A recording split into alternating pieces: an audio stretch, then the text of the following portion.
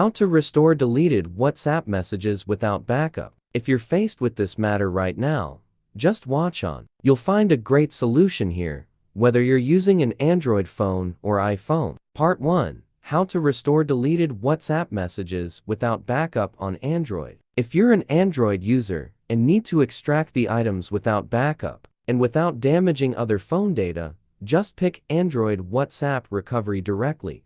This feature-rich app can quickly restore WhatsApp from Android. Part 2. How to recover deleted WhatsApp messages on iPhone without backup. For iPhone users, it is not difficult to solve how to recover WhatsApp data without backup securely, as long as you choose the right recovery tool like iPhone WhatsApp Recovery, even if there is no backup beforehand. Part 3. Restore WhatsApp messages from WhatsApp services iOS and Android. How to recover deleted WhatsApp messages with backup for iOS. Check WhatsApp settings, chat backup.